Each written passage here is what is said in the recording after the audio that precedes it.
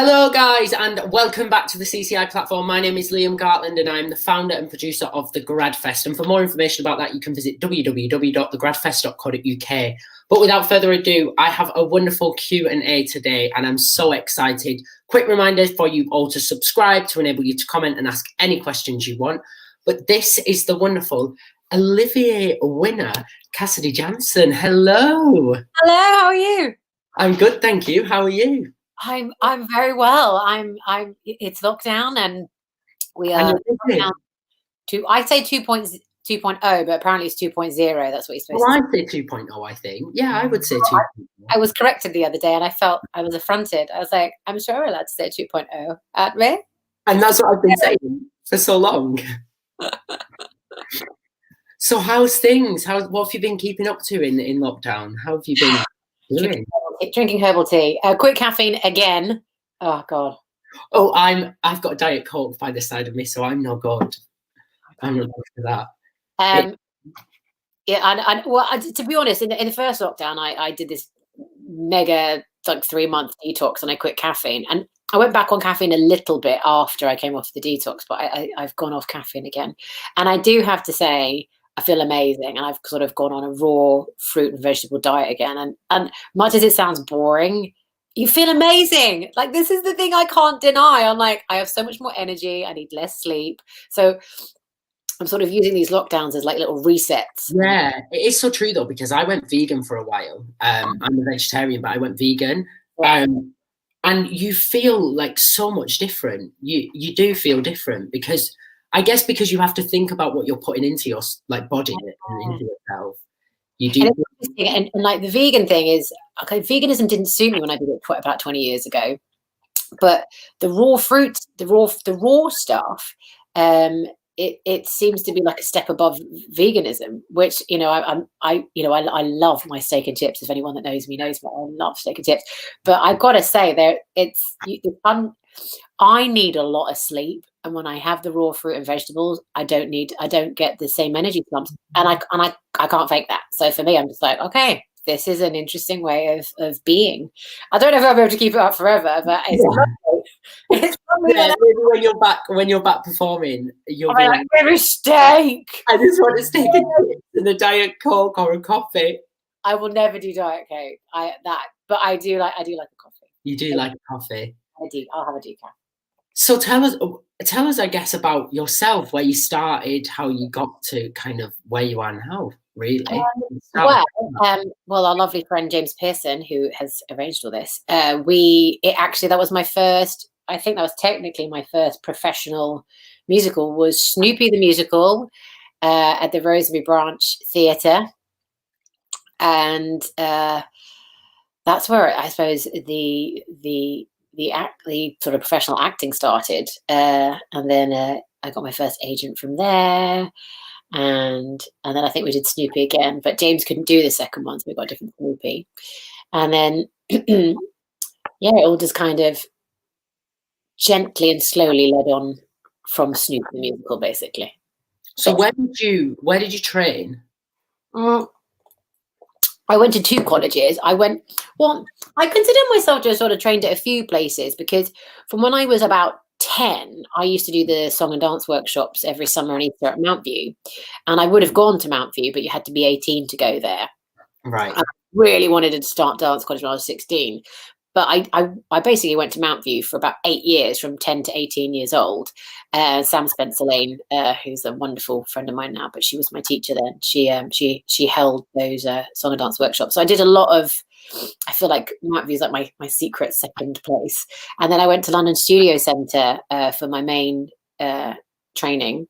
But then for my this is the other thing, for my third and final year at dance college, I went to Millennium Performing Arts, which was called Millennium Dance 2000 then. So yeah, trained at a few places. So you've had a variety of training, which I guess has kind of put you in good stead, really. Yeah, you meet lots of people and get different influences, and you know, you find what works for you. And you know, some teachers they don't work with your constitution, like whatever you're like, however you're composed. And sometimes, you know, you get teachers that don't quite work for you, but they might work for somebody else. So I think having a sort of a few pools to work from. I got a good influence of people. Yeah. So how did you find kind of graduating and going into the industry, and what kind of pretty tough happened to get you started? I didn't transition well. It took me, I really didn't know how, it was very different then as well. There was no like online stuff really. So it was very different. And I didn't, it took me about 3 years, I think, to get that first job, the Snoopy the Musical job. Because I went off and did my own music for a bit as well. So that kind of kept me busy.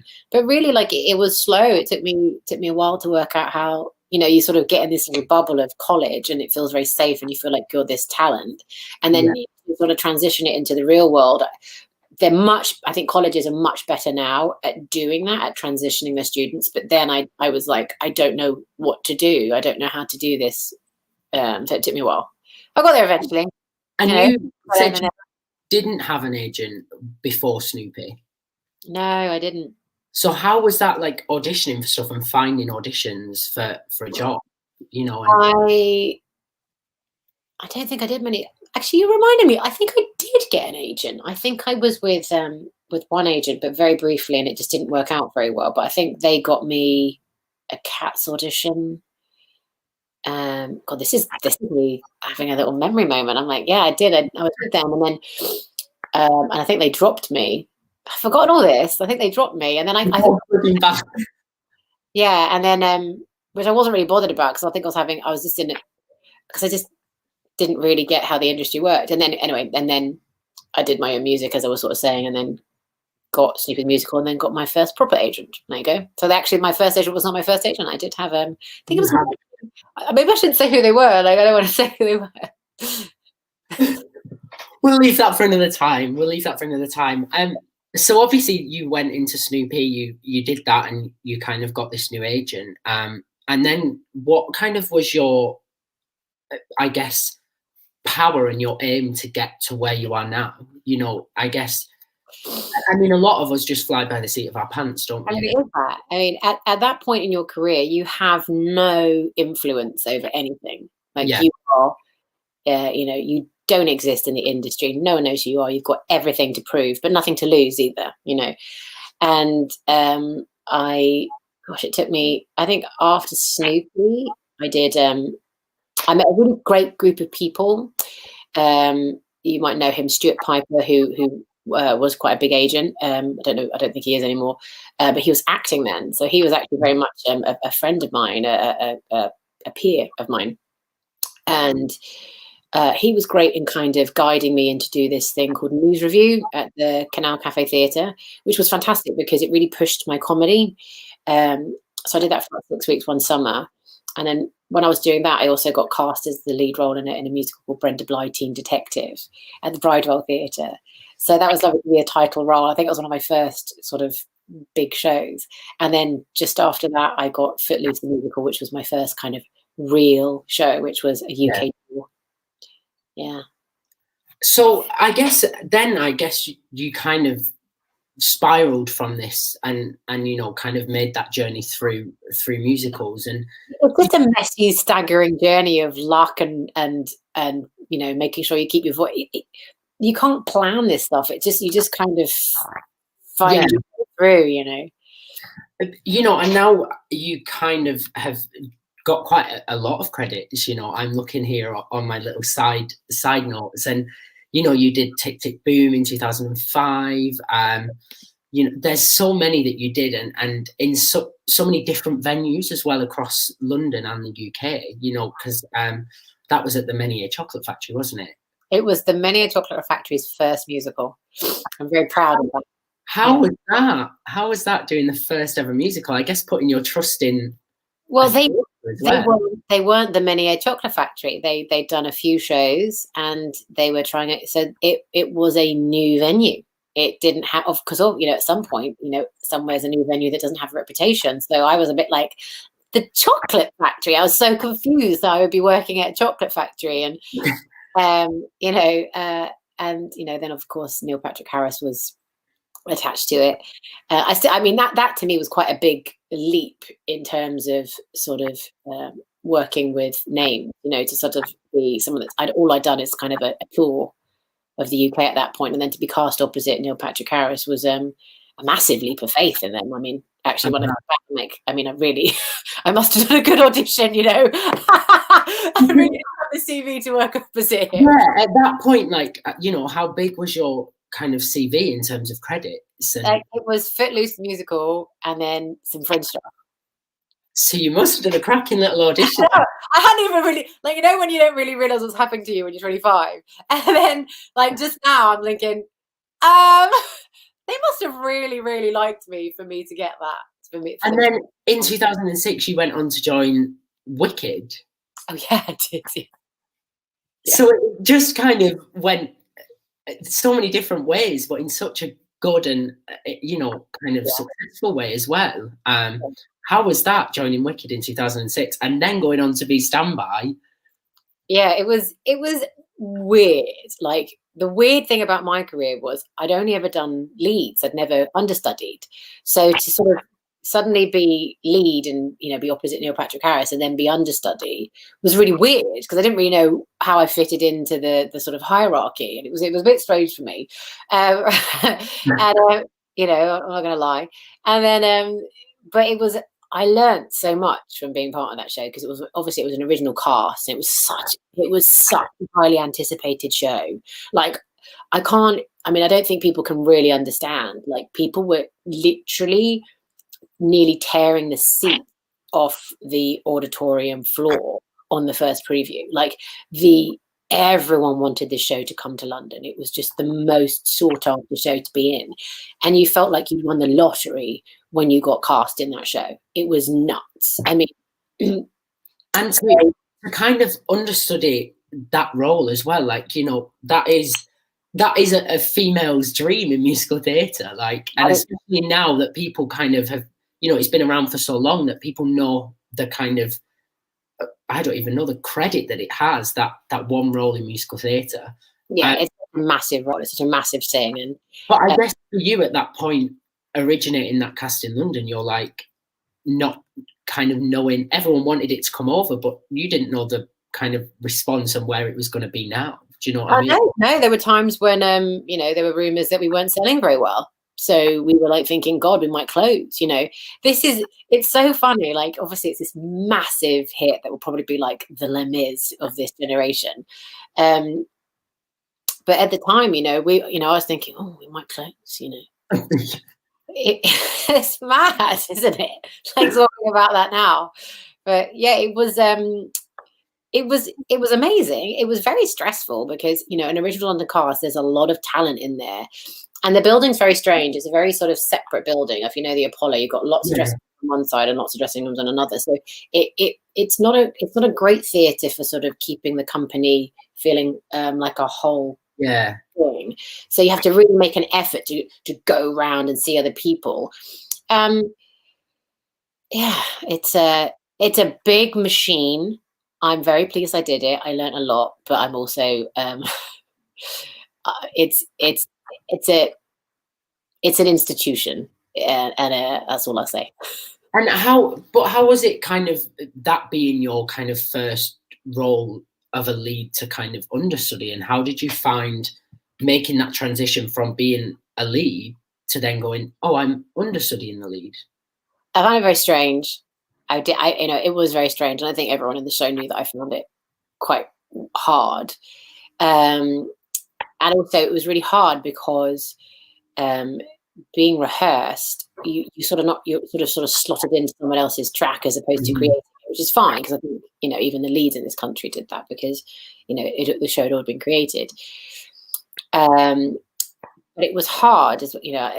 There's some things that I don't want to say because I don't want to like gritty of it, but it was difficult because there were certain people probably not doing their jobs very well, so it was hard to then learn the part. So I remember very much taking the bull by the horns and asking Adina if I could sit and chat to her about the part, about Elphaba, and she was incredibly gracious, and we sat in between shows one day, and I just literally I had a list of questions about the show, about the part, about the track, about how this works, how that works, and she just, you know, just told me everything that she could. She was incredibly generous. And I'm very grateful, because for me, and also the other thing that happened was my first show on as Elphaba was a bit of a weird thing that happened. Edina finished on the Saturday night, Kerry did Monday night, and then I did Tuesday night. So there were 3 Elphabas in 3 days, and it was quite a oh my god, I'm on, and I thought I'd be on the first week after Edina, because the lovely Shona White, who was the standby then, had laryngitis. So I was kind of very aware that I would probably be on that week, but I had no idea I'd be on that quickly. And then because I was on that quickly, it meant Joe Mantello, who is the American original director, saw my first show. So I got notes from him as well. So I was very lucky as an understudy to actually get a lot of great knowledge from the sort of originals. Yeah, and I bet that, that kind of way that you worked with Edina kind of helped you and maybe, helped you put into practice as well, kind of being with an understudy and how that kind of relationship comes across. And you probably learned stuff that you might not have known before when you were a leader, I think it's so warming to hear about kind of the relationships that people create and people sharing that information to make sure that you do as well as she does. Yeah, he performs. Yeah, it was amazing, and I learned a lot from watching her. I thought she was absolute magic on stage. Honestly, like, there's not a part of me that doesn't think she's an absolute megastar. Like, she delivered 8 shows a week, and I watched as in the ensemble, just going, oh my god, this woman is so magical. She's so magical on stage. Yeah, it is. And I think the show just makes it even better, having that magical performer and then the show together is just, you're sat in the audience so overwhelmed by everything that's going on. Yeah, exactly. And then you went to do Avenue Q, and you had a little puppet on your hand. Oh my god, I loved that show. Oh my god. What a show that was to be in. It was so amazing. I was going to stay on and do an extra year, because my motto is, if I'm not moving up, I'm moving on.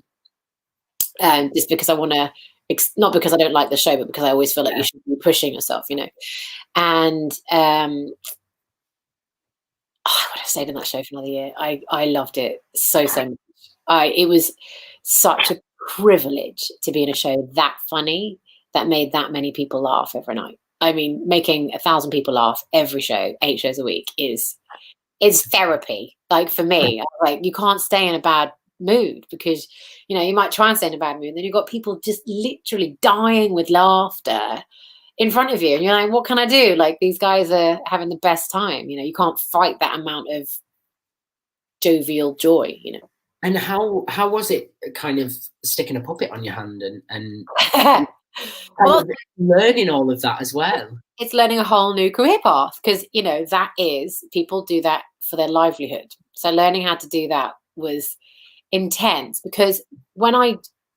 was probably the only time I've ever done this, is only Julie Atherton was leaving. They had a strange thing with a contract, so I was the only new person. So it was just me and the resident director rehearsing, and the puppeteer rehearsing. So puppet master rather.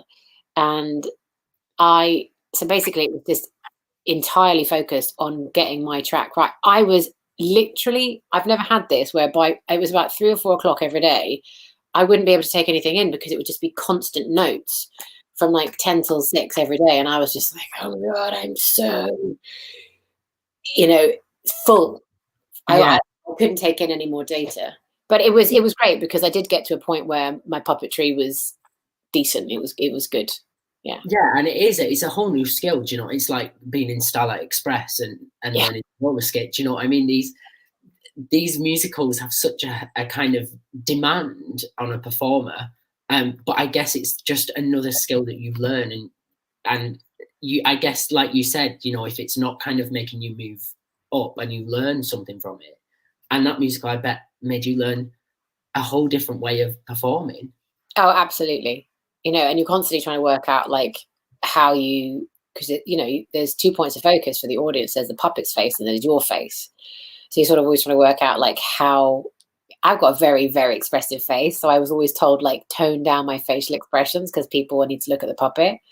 So there was a period when I did that show where I think I almost stopped acting. And then I went, oh no, actually this is not, this isn't working for me. So then I kind of, got into the whole thing. Cause you're sort of thinking, cause when you get a note from the directors that was saying you're distracting from the puppet. Yeah. So I was like, I better tone it down a bit.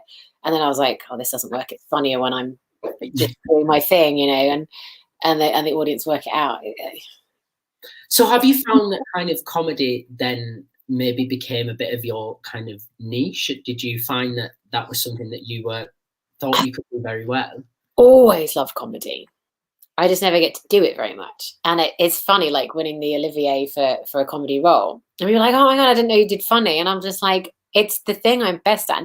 Because obviously we're talking about my big credits, most of my little credits, all my roles in like the show above the land or theatre pub, little things. I always play funny. And like News Review at the Canal Cafe, the thing I talked about earlier that Stuart Piper got me into, was a comedy show. It was a quickly rehearsed. Every week you do news sketches or skits on the latest political news. So you had to be fast and you had to be funny quickly.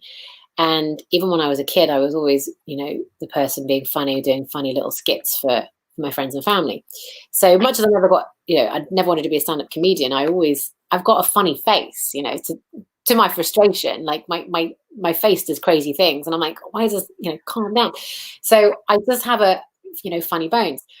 So it was funny, sort of, obviously, like I did have an EQ, but obviously I think at that point the show had been running for 5 years, so it didn't get that much attention. Then I did Carole King. Obviously, we're skipping over any fringe musicals I did then that were funny roles. So then Carole King's quite an earnest role, and then it wasn't until, and then Chess, and then Man La Mancha, very serious roles, probably as I kind of got on people's radars a bit more. And then to do a funny role, people are like, oh my God, you're funny. And I'm like, yeah. And then my friends know I'm funny, but people are like, I didn't know you did funny, and your comedy timing is amazing. And I'm just like, well, yes, like that's actually what I'm probably best at, is timing, But I guess it's just, when you don't have them roles that are the big staple West End roles or UK tours where you've kind of been that first person to do that, people just don't often see past it, because they sometimes forget about those fringe jobs, which are some of the best jobs you ever have, because, they're the bits where you can kind of create things. And there's no pressure. Like I did this, hilarious. I think it's when I hadn't worked for a while, and I did this part. It was called the Way to Happiness, or the Route to Happiness, by Alexander Bermange. I always pronounce his name wrong, sorry. And the director, every time I came up with a comedy idea, he'd basically say, "That's hilarious, just do it." So it was like, this show for me, no one, I think 3 people came to see it. And it was me, Shona White, and Niall Sheehy, and everything I did, and my character was just like this insane wannabe actress, and I just got to create so many comedy things, but I gave myself prop hell. And at this point as well, there's no stage-hand, so I had to set all my props. I mean, I had the best time, but I just was like, I remember no one came to see it, and at one point I had to do like a sort of a rap in the middle of a song, like as a kind of, but really badly. So I had to rap really badly, and it was hilarious. And all my friends came to see it, that it's hilarious, but 3 people came to see it. But I had the best time. Also, there was no pressure. It didn't matter if it was complete rubbish, because I was just trying out stuff. And I guess when, the audience in fringe venues, they are paying kind of really cheap tickets, and because they just want to have fun and explore with you. Whereas, when you go to see a West End show that's £120 for a seat, you kind of have to expect more. I think the audience feel like they're expecting a lot different to a fringe venue. Yeah, it has to be a finished product, and it has to, like, it absolutely can't be experimental if people are paying that amount of money. It's commercial. It has to be excellent, and it has to be the end product. And it's not the place to have experimental shows. There's too much money. Yeah, that's what Fringe is for. Completely. So then you have, you mentioned before about having like bits, where you were out of work or whatever, and like every actor kind of just has them little odd spurts. And how did you kind of cope with that as an actress and make sure that you were keeping on and keeping ticking over? How did I cope? I love this profession, and rightly or wrongly, I will always do this. I'm not very good at anything else, for start. And also, I love it. I'd rather be broke doing this than having loads of cash doing something I just don't love very much. And it's not an egotistical thing at all. I love this. I love being on stage. I love singing with other people. I love music. I love everything about it. Even the bad things. It's very much what I do, and I'd be terrible at anything else. I probably actually no. I'd be a good masseur. I'm very good at massage. Masseur. Yeah.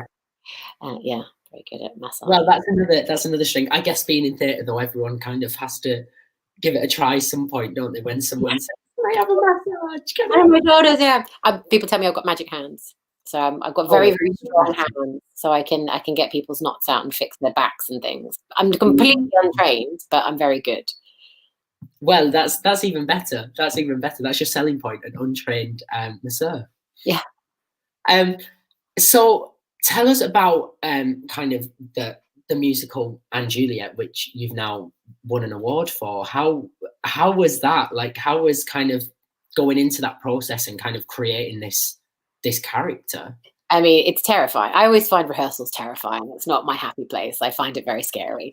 There's loads of people watching you do something that you're trying out, especially in the big shows, because there's so many people involved. It helps when you have a fantastic leading man to play opposite, which is Oliver Tomset. And Oliver Tomset and I go way back because we were in the original cast of Wicked together. So he was first cover Fiero when I was first cover Elphaba. Well, how is that?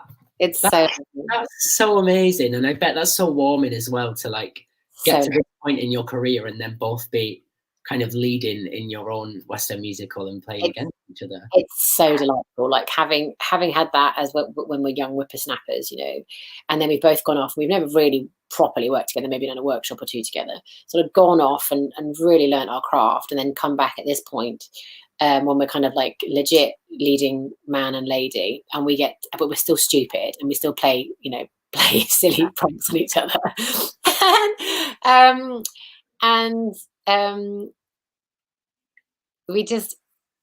I'm so proud of what he and I created with Shakespeare and Anne Hathaway. I'm so proud of it. And I think the audience pick up on, we have such a fantastic chemistry on stage. We very much have a very similar delivery comedically. And we're very much giving. We like to give the other performer what they need. We're very much like, do you need anything from me? Do you need anything from me? Or, and I'm like, yeah, could you take it at this point? Or could you? And we're very much just like, we're very generous with each other. Yeah. And it makes for it's made such a lovely, obviously I've never seen that, but I get told that it's just such a lovely journey for people to see. Yeah. I mean, I remember watching it. I watched it once when Grace Moat was on, because I trained at GSA with Grace. She's so adorable. But again, I saw it when she was on. But I think it is just that it's that relationship, but also kind of this musical itself is not what you expect in any platform. When somebody says "and Juliet," I didn't think to see big confetti cannons and the whole show itself is just magical. Yeah. And I bet even when you got into that first workshop, you didn't realize how it was all going to happen. Do you know how it was? I'm terrible at taking script off page. Like I don't have that kind of brain. I very much need to see things, and then I go, oh, that's what this is, But actually, funnily enough, with this show, I really thought the writing was brilliant. And I remember in the first workshop, which was all like super secret, we didn't tell anyone what it was. I had to sign loads of non-disclosure confidentiality things. It was crazy. And I remember sitting there reading it, and it was a cold read. Like I hadn't even looked at it. So we're doing this complete cold read. I was like, oh my god, oh my god, oh my god, this in the interval. I went up to the director and I said, oh my god, this can't, because the American, it's mostly an American creative team. Yeah. And I said to the director, I went, this can't be written by an American. This absolutely can't be written by an American. This is, this is English humor. And I was like fizzing. I was absolutely fizzing. I was like, it just can't be an American. An American can't write like this. I don't understand. Like, it's just such British humor. Like, the tone of it is like very Blackadder and very dry, which is kind of where my go-to sort of comedy style. And the director went, well, the writer's sitting over there. So I went up and I went, hello. And he went, hey, I'm David. That's how he talks. I was like that. Hey. And I said, where are you from? He went, I'm Canadian. And I was like, I knew it. I knew it. I was like, I knew you weren't American. And anyway, it turns out that he used to watch a lot of Blackadder and English sitcoms were his thing that he used to watch. And I was just like, when you feel so like, your rightness was confirmed. I was like, you feel like you've achieved something because you know. I was right. So I did think it would be good. I did think so. Obviously at that point I needed, lots of work. And they worked tirelessly. Like, the creatives in this show are each a genius in their own category. Like, so much talent. And you felt in such safe hands with every department. Just so clever. Such clever guys. Because I guess that, like, giving yourself up to this new musical, you do not know, because this wasn't on Broadway before, like Wicked was, and you accept that job because you know how successful it was and you know what it is. Yeah. You kind of accept the job and don't know how it's going to pan out or what's going to happen. Well, that's the thing. Like, that's why like winning the Olivier is so nice, because the risk to be original cast is so high. Like, it could have been terrible. And then you do all this months, years of work. We were all attached to this for over a year. Like, I think it was like before we opened, I'd been in the workshop 18 months before. So like, there's been a long time, and it could have been an absolute turkey, terrible reviews and closed, and all that work. That's just for me as an actress, let alone the writers and the composers and everything. Max Martin, he'll write a good tune, doesn't he? So yeah, you just don't know. Yeah, you don't know. It's a very, very complicated lottery ticket. Yeah, completely. And now you've won the lottery, really, because you've now won this award, and I guess that's kind of a big kind of point in your career for you, and you feel, I don't know. Tell me about winning the award. Did you just like get told what? Yeah, you've been nominated, and then that was it. Yeah, basically. Yeah, it was not how you it's not how you really want to win an Olivier. Like, let's put it that way. Obviously it's lovely to win one, but like it's okay. Even when I went in to collect the award, Jason Manford's there, and he literally went, "Sorry, mate, it's the shittest year to win an Olivier, isn't it?" And I was like, "Yeah, it is." Because normally you'd be in your big frock and you'd have tweeted my shoes, this is my dress, this is my designer, walking into the Olivier, this is red carpet. You'd have all the preamble, you'd sit there, no one would know who'd won. And you'd sit with a boyfriend or whatever, and you'd be like, oh my God, I won. And everyone would find out together. And it would be like this moment of shared like shock and surprise with 4,000 of your industry peers, like that you've worked with. I've been in the industry for a long time, and that sort of shared experience. And then you go on stage and do your speech and you share it with everybody. And then to sort of have it, people were like, when they did find out that I'd won, they're like, why aren't you excited? And I was like, well, I was excited 3 weeks ago when I found out. And I couldn't tell anyone. Yeah. You can't keep that sort of, I bounced up and down like a Tigger bear, so I'd been doing a workshop of a new musical. And at the performance of it, one of the producers of Juliet was there. And she sort of whispered in my ear afterwards, sort of saying, oh, by the way, just to let you know, you've won the Olivier. And I bounced up and down like Tigger bear. I mean, it was just like, I didn't expect to find out that way at all. Like, I mean, there was no, like, so normally, obviously, like ideally, you'd be at the Olivier's, waiting for the category, knowing that tonight you're going to find out yay or nay. But to sort of get up that morning, go and do your workshop that you're stressing about because I was playing the title role, and then sort of suddenly be whispered in the ear, having no idea that I'd find out. I was like, "Is this a did this get leaked? Is this official?" And she was like, "No, it's official." And I mean, I was just stunned, and and then I was sort of like, "You can't tell anyone," and I was like, "Okay," sort of like. Just like couldn't believe it, like would just wake up going, oh my god, I can't believe I've won, especially for it. I mean, much as my role has a lot of pathos in it, it's a very funny role. Like to win an Olivier for a comedy role is huge.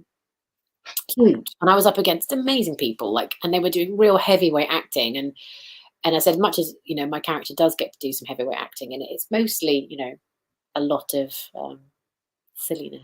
But I guess that comes back to the point of what you were saying kind of at the beginning, which is you were never people were shocked about your comedy side, and people were like, oh, what? Like, you do comedy, and now you've won this award for a comedy part, is kind of proven to people that is what you're good at, and that is your, where you are right now, and the part that you play. And I guess it's just so amazing, even though we're in these kind of uncertain times, and it's probably not the best kind of way because there's no ceremony or anything, but winning it and having that title now could completely change kind of your future. Yeah, I mean, it could.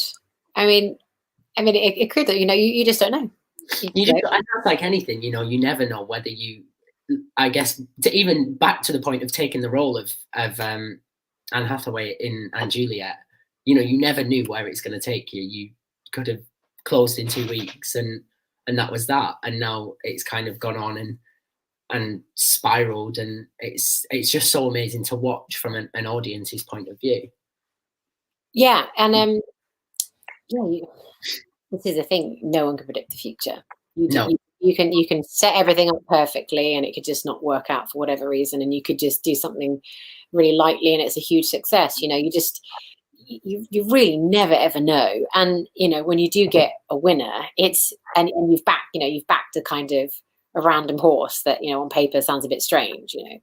Musical, the music of Max Martin, the biggest songwriter of all time that no one's heard of. Okay, about a retelling of Juliet going on a road trip because she didn't kill herself. Okay, it sounds sounds fun, but it sounds fun and really stupid, and it'd be funny, but like maybe a bit fluffy. And actually, they've managed to create a musical with so many layers and dimensions to it, and inclusivity, and and each individual ensemble character has this own character that is so lovely to see, because they're not just the ensemble. Yeah, and that's what I loved about watching it, is that everybody had a character, and everyone had this story, and no matter who you were watching, you could follow a story.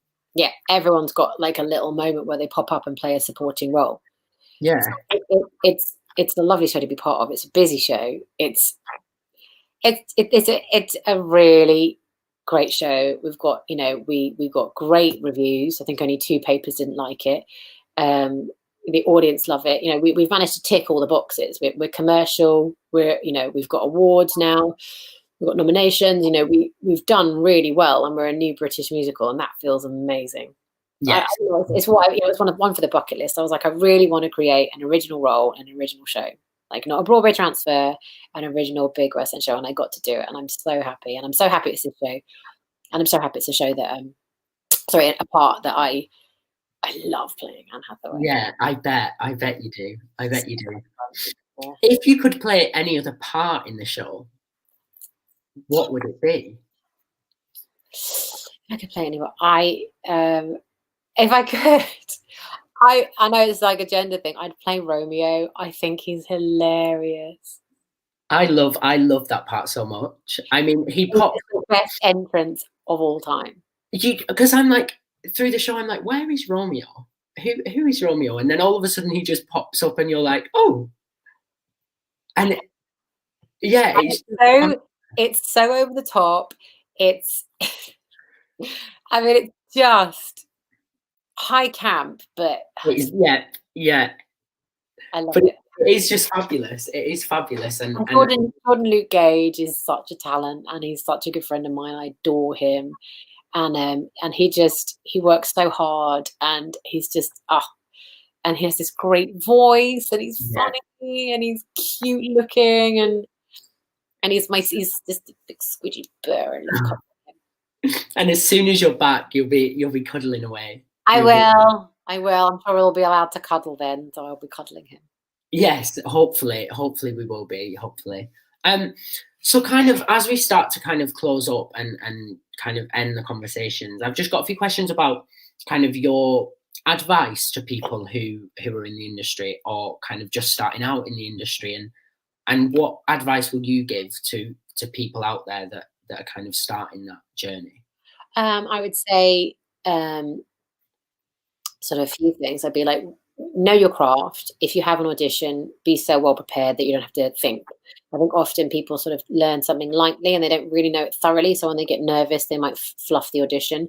So really, like, know your stuff. So even if you are nervous, your muscle memory will kick in because you've just learned it that well. And that goes for singing, acting, and dancing. Like really drill, like really, really drill this stuff, especially when you're starting out, because they won't, I think when you've been knocking around a few years, you might be able to blag the audition a bit because your CV is amazing and people know you and you've got great reputation, and they'll be just like, oh, you know what, it's fine because we know that she can deliver. Whereas if you're fresh out the box, it's like passing a driving test. You never drive like you drive when you pass your driving test. You will never drive that well ever again. And I use that analogy for when you're doing your first auditions. It's like you'll probably never do the level of quality workmanship that you need to do when you're sort of, coming out fresh out the box. But you do have to be that good. And it is unfair, but that's life. Sorry. Yeah, it's unfair. you can be the nicest person in the world and you get hit by a car. Life's unfair. I didn't make the rules. And so really, really prep. And then the other part is be everywhere. People don't know you. They don't know you exist. You could be the next Daniel Day-Lewis. Get out there, do everything you can, be a part of everything, write to people, email people, get a following on Instagram, do all of those things because you need to be visible. You need people to be talking about you visible to the point where, it might be a bit annoying, but you have to do that. And it's like launching. There's a great analogy that someone once told me about like starting a business, but you can put this with your own, because ultimately as an actor you're your own business, is when you're about to launch a rocket into space, the amount of fuel it takes to get that rocket actually into orbit is huge, right? Massive, like just a colossal amount of quantity of fuel to get it up. Once it's in space, it needs very little. It just can go around very, very easily. And it needs to be done quickly with huge amounts. So you need to just blast and blast and blast and blast and blast. And then once you're up there, yes, you still need fuel and you still need to work, but you don't need the intensity and the amount. So that's the analogy, Of course. And kind of my final question is, in this, we're in this uncertain time, but also in times where people could be out of work, where do you look for inspiration? What inspires you to keep going and how do you make sure that you do that, and how can other people, if they feel a bit lost? That's a good one, especially this year. This year's been tough. I think it's tested the most optimistic people. Certainly tested me. What's the best thing? Do things, it's an age-old thing. Do things that make you feel good, and that doesn't mean like go out and do loads of drugs and party. I'm talking about holistic things, not hedonistic things. Write a song for yourself. Watch your favorite movie. Cuddle your cats. Call your friend. Try if you can to see people. I'm not good enough at that. Go out and see people. Be kind to yourself. I think we can, as artists, be very harsh on ourselves. I'm very, very hard on myself. Yeah. And I think it doesn't help creativity. It really doesn't. And you just say, I think at the moment, like the days when you find, I don't know if anyone goes through this, but the days where they find they really just can't like themselves, or they just can't bear being in their own company. It's just like, well, if I can't bear myself, at least I can treat myself with respect. just respect yourself. If you have, like, if you're in that kind of place where you're in a really bad headspace, which, I think often actors, we wear our emotions, we train ourselves to have our emotions very near the surface. We don't want to repress them, so we sort of do analyze ourselves a bit more and can get lost in our own thoughts. And I would say, if you're having those, having a period where you're really struggling, it's just, well, at least go, do you know what I can do is I can just be kind and respect myself until I get out of this sort of bad headspace, because and everything transitions, nothing lasts forever. You will come out of it and you'll be like, oh, okay, I'm out of it. I feel good again, and I feel good. But because this, these being locked in your own four walls is not good for anybody. We're not isolated. We're not meant to live in isolation. We are. I very much believe we're like wolves. We're like pack animals. we need our people. We need to be around our people. We need affection. We need conversation. We need so much. We need hugs. It's proven. When you're touched and hugged, it releases your hormones, which make you, the endorphins that make you feel better. Oh, the other thing I'd say to people if they're having a hard time, I hate it. I'm a terrible exerciser. Go and do an exercise. I've been exercising again and I feel loads better. You're like, oh, I feel really crap. Oh no. Oh, after some exercise, I feel great. Like get on the raw fruit and veg.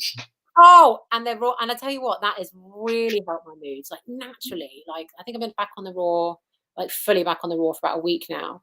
And the difference in my mood, I'm like, hey, this is amazing. I mean, everything's amazing. I wake up in the morning and I'm like, ding. Like, I'm so not a morning person. And I'm like, ding. It's mad. It's so simple.